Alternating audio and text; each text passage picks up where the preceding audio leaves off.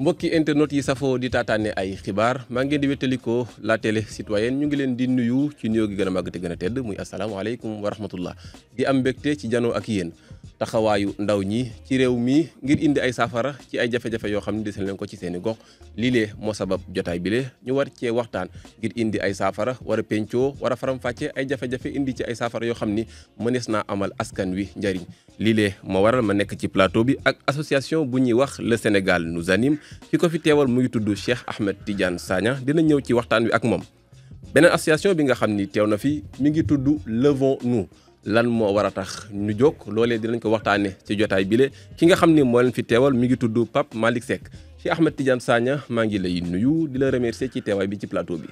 maa ngi lay fay di la njokkeel di nuyu aussi sama am di jàmm bi moom bokkandool plateau bi en même temps aussi de remercier l'ensemble des personnes qui sont là que ce soit le social Thiendly Factory, la GRET et tous les partenaires de social Thiendly Factory. Je vous remercie. jërëjëf Cheikh Ahmed Tidiane Pape Malick Seck maa ngi lay nuyu di la remercier ci teewaay bi ci jotaay bi.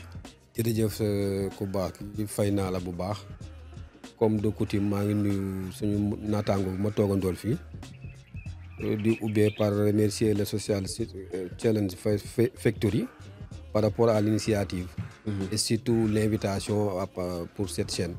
rajo alors Pape Malick ngir ñu commencer waxtaan bi pourquoi faudrait-il investir sur l'humain?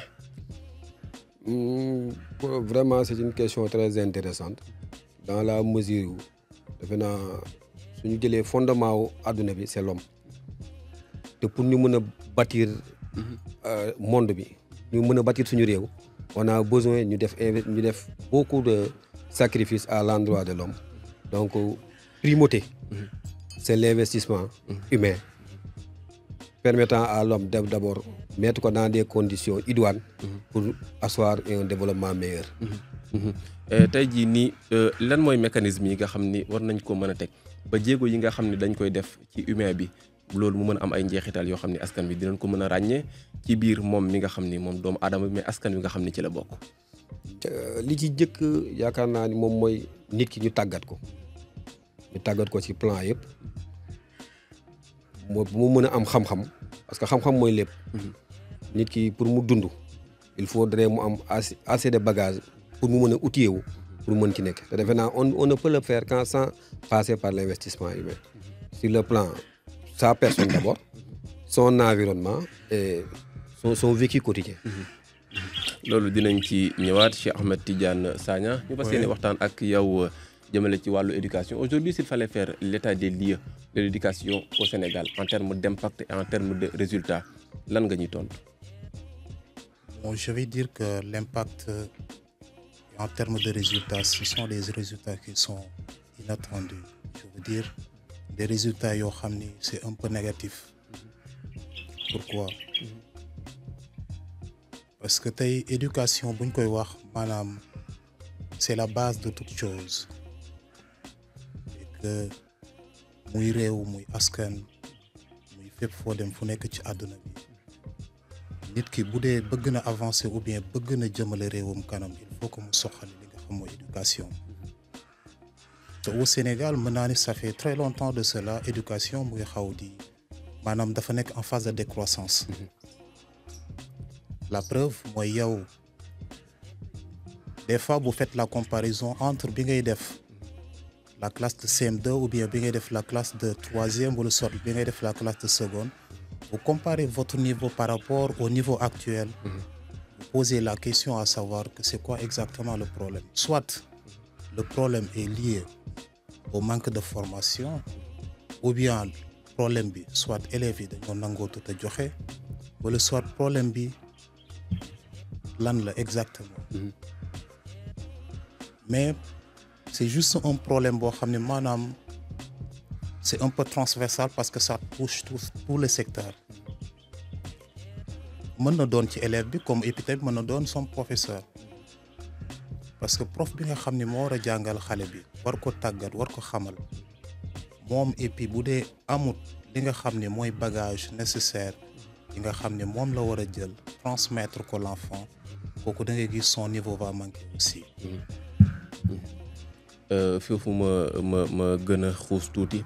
est-ce que tey jii nii au Sénégal est-ce que am na adéquation diggante formation bi ak li nga xam ni moom la marché bi di laaj ci ay qualification ci ay compétences pour ki nga xam ni buñ ko tàggatee ba mu génn mu mën a compétitif.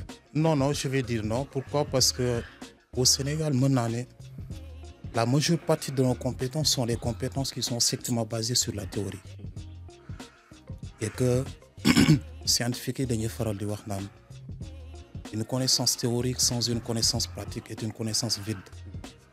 Mais aussi une connaissance pratique sans une connaissance théorique est une connaissance aveugle. Ñu def ci benn constat bu ndaw parce que ça faisait partie de nos activités. Lorsqu'on menait des activités sur le développement personnel, la transformation, les compétences, les besoins du marché, ñu gis ni on se mise trop sur les programmes archaïques.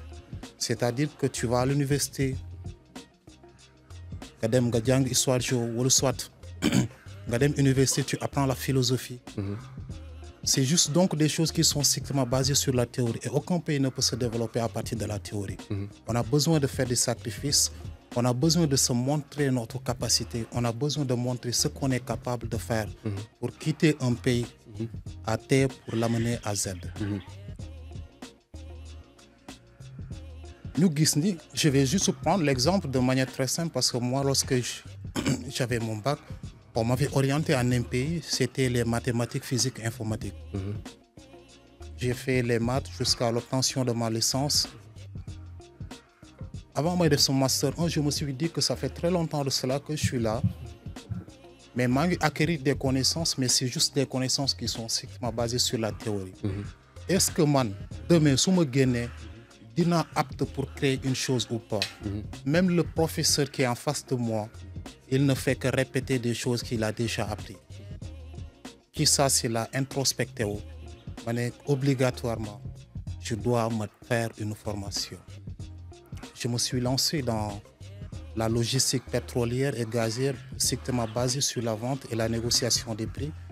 Empêché wu ma nag ma def sama master 1 ak sama master 2. Et lorsque j'étais là à l'UMD, j'ai eu la chance peut-être de rencontrer pas mal de personnes qui sont là. Et c'était des personnes yoo xam ni man constat bi ma def ak constat bi ñu def c'était la même chose. On s'est rendu compte que des fois on perd notre temps sur des choses qui sont inutiles. On perd notre temps sur des choses qui sont inutiles. C'est-à-dire que nous passons tout notre temps à apprendre des choses qui sont basées seulement sur la théorie. Des choses yoo xam ne yow même boo ci génnee ëllëg mënuloo ci def leneen lu dul peut-être dem defi ce qu'on appelle l'éducation. Et pour aller faire l'éducation, obligatoirement tu dois passer à une formation. jërëjëf Cheikh Tidiane. Pape Malick, quand on parle d'investissement humain mënuñoo ignorer li nga xam ni mooy formation bi ci war et que formation bi aussi dafa nekk ci ay étapes yu bari mais tey jii nii lan mooy mécanisme yi nga xam ne jàpp na ni war nañ ko mën a teg ne serait-ce que pour renforcer les jeunes mais permettre leen ñu am li nga xam ni moo di ay compétences la yoo xam ni bu ñu génnee dinañ compétitif mais également dinañ am une certaine autonomie pour di mën a demal seen bopp pour tendre vers le développement. Merci beaucoup. Par rapport à cette question, je pense que c'est pas la faute de formation moo manqué aux jeunes, mais je pense que le problème est aller plus loin. Quelle formation lañ war a defal jeune bi? Effectivement. Quel est le besoin immédiat de sa société? Quelle est l'offre et l'emploi qui lui serait possible au sortir de cette formation? Maintenant, la réflexion doit se poser sur fa lañ ko war a focaliser. Parce que nombreux, après le fac, à la sortie de l'université, nga dem def des formations. Tu as ton diplôme professionnel. Mais alors que le marché du travail est dafa xat. Effectivement. Donc, et aujourd'hui, est-ce que formation yooyu ñu def parce que boo xoolee fii ñu jeune lu ñu gën a sonal mooy formation mode lañ koy def rek. Tu as dans le quartier quelqu'un qui est dans les pétroles. Si tout le monde maintenant s'intéresse au pétrole. Au finish, tout le monde a les diplômes d'ingénieur pour les pétroles. Mais qui va les employer? Est-ce que saurait aussi ñu def benn diagnostic par rapport aux jeunes le marché du travail le besoin bi nga xam ne am nañ ko ci marché du travail ñu catégoriser selon les compétences aussi tout un chacun ku ne yaa gën a xam sa bopp mais des fois aussi dañuy manquer information à l'endroit même des métiers qu'on leur propose surtout les formations qu'ils subissent. jërëjëf Pape Malick tey jii nii lan mooy métiers yi nga xam ni war nañ ci mën a orienter les jeunes pour li nga xam ni moom nga wax mooy l'employabilité faire en sorte que li nga xam ni moom la marché bi laaj ñu mën cee gën a mën a orienter jeunes yi de ce reste que mu am des métiers yoo xam ni mën nañ ci orienter jeunes yi pour permettre leen compétences yi nga xam ni moom la marché bi soxla ñu am ko mais également ñu mën a am compétitivité ne serait-ce qu'au niveau national mais à l'échelle internationale parce que observation bi mooy il arrive parfois au Sénégal que nous ayons une entreprise bu implanté wu fi mais li nga xam ni moom la soxla comme main d'œuvre amu fi dafay mujjee dellu ci réewam jël fa ay doomam indiwaat leen Sénégal alors que Sénégal ndaw ñi ñu ngi fi mais formation bi mooy li nga xam ni dafa def défaut lan mooy métier yi nga xam ne tey jii nii marché bi soxla na ko et que jeunes yi ñu war cee mën a orienté wu. Nous tendons aujourd'hui vers l'exploitation de nos ressources. Et ces ressources-là, si les fils du pays ne sont pas assez outillés pour mën ko liggéey, forcément ils feront appel à d'autres, comme le pétrole, l'exploitation des mines, hein, surtout le bâtiment, parce qu'aujourd'hui nous construisons. Sénégal, on a des chantiers, mais nous ne sommes là que pour le parti ouvrier. Partie technique bi nous sommes obligés entrepreneurs yi faire appel à l'expertise étrangère. Donc je pense que vers ces métiers-là, sur ces métiers miniers, pétrole et autres, ñu jéem ko développer. Et surtout vers aussi l'intelligence artificielle. Parce qu'aujourd'hui nombreux, certes mën na ni ku jàngul informatique bi, mais ils sont trop limités par rapport aux ci différents métiers yi nga xam ne yëpp mën nañ ko am dans l'intelligence artificielle. Aujourd'hui avec Levons-nous yan mooy initiative yi nga xam ne jël ngeen ko jëmale ci wàllu woowu. ci wàllu woowu parce que Levons-nous ci tàmbaleem il n'était même pas une association, c'était un mouvement par référence au mouvement Y'en a marre. Vu que nous habitons dans la banlieue, plus précisément dans la commune de Guinaw Rail, où il manquait de tout. On était dirigé par des vieux, on peut dire entre parenthèses des vieux, animés par tout jeunes, fraîchement entrés à l'université. Avec cette fougue, il faudrait ñu jéem a taxaw beneen xar-xaru kanam à l'endroit jéem a participer au développement de la commune. Sur ce ci lañ ñëw dugg ci mbirum contrôle citoyen. On s'est organisé et par la suite avec le nom qu'on avait choisi mu andil ñu des problèmes pour ñu am récépissé ñu uddee ko def association de développement. Mais li ñu gën a taxaw moom la capacitation des jeunes moom loolu suñu credo la. Parce qu'on est allé plus bas même parce que mën nañu le fondement wu capacité nit ki jàngal nit ki wala nga former ko defe naa c'est à la base. Suñu premier fondement c'était d'encadrer les élèves de CM2, de troisième et de terminale ñooñu nga xam dañu waroon def en classe d'examen et trouver des partenaires pour nous accompagner par rapport à différentes formations comme le leadership, le développement personnel, l'informatique, des campagnes en informatique et autres. Et plus tard, on s'est lancé dans le domaine du social avec des investissements humains. jërëjëf Pape Malick, Cheikh Tidiane ma ñëwaat ci yow tey jii nii ku wax éducation wax résultat mais également sànq bi ngay argumenté wax nga ni parfois résultats yi du refléter di nga xam ni mooy effort yi nga xam ni dañ koy def jëmale ci wàllu éducation tey jii nii su fekkoon am na ay jafe-jafe yoo xam ni jàpp nga ni moo waral mbir mi sooxe jafe-jafe yi lan la ak yan solution ngeen ci proposer yéen au sein de Sénégal Nous Anime. Bon jafe-jafe yi bari na trop parce que tout à l'heure maa ngi la ko expliquer c'est juste donc des problèmes qui sont un peu transversaux parce que ça touche le secteur, que ce soit le management, en même temps aussi les professeurs ou enseignants, de même que aussi les élèves. Parce que élève bi nga xam ni moom obligation de résultat moo war a peser ci moom ki nga xam ni et puis moo koy jàngal war na mën a nekk une personne boo xam ne apte, une personne boo xam ne sensée, une personne responsable, une personne boo xam ne c'est un diplomate, c'est quelqu'un qui connaît très bien son sujet. Pour que de telle sorte que élève bi si toutefois que mu génn il aura la possibilité peut-être d'exploiter lépp loo xam ne jàngoon ko ci classe. Mais si la malformation est là, maanaam tey ki nga xam ne mooy taxaw ci kanamu élève bi di jàngale il n'est pas apte ou bien il n'est pas habile à être là. kooku day répercuter encore ci niveau élève bi. élève bi tamit bu dee à chaque fois bu jàngee école bu ñëwee parents bi tamit dafa am benn négligence humaine bu xaw a nekk ci ñoom maanaam boo amee sa doom muy jàng il faut que nga mettre la pression ci moom à chaque fois nga xam fu mu mënti toll di ko encadrer accompagner ko di xam exactement est-ce que tey dem na école tey demut école est-ce qu'il a des exercices lan la war a yokk où se trouvent ses lacunes ainsi de suite ainsi de suite. yooyu mooy problème yi nga xam ne c'est des problèmes primordiaux. Et sur ce yéen au sein de le Sénégal nous anime lan mooy initiative yi nga xam ne jëmale ngeen ko ci wàll bi wala des projets yoo xam ne yéen a ngi ci liggéey. war koo mën a mettre en place pour mu mën a indi ay saafara ci jafe-jafe boobu. mais dama naan sax une question très importante parce que question boobu daanaka moom laa doon xaar yàggul dara le Sénégal nous anime dafa teg une start-up di ci liggéey ak ay Canadiens une start-up qui s'appelle EduBridge Sénégal. EduBridge Sénégal ça veut dire que un pont vers l'éducation et l'emploi. mu nekk start-up boo xam ne dañ koo teg mu nekk start-up innovante basée sur 3 axes de formation à savoir la formation le placement et l'accompagnement. formation bi mu ko waxee c'est parce que on va offrir des formations qui sont pratiques recruter des apprenants yoo xam ne ñun ñoo leen di jël former leen en tant que tel de telle sorte que après eux ils vont essayer de représenter l'image de l'entreprise au sein de nos partenaires. accompagnement bu ñu ko waxee mooy tout à l'heure là se trouve le problème parce que il faut constituer les problèmes maanaam tey yow mi nga xam ne yaa yor élève bi di ko jàngal. il faut essayer de savoir exactement fan moo doxul là où se trouve exactement le problème léegi nag foofu si toutefois nga xam ko di nga mën a xool yenn stratégie de développement ngay teg pour mën ko éradiquer le plus rapidement.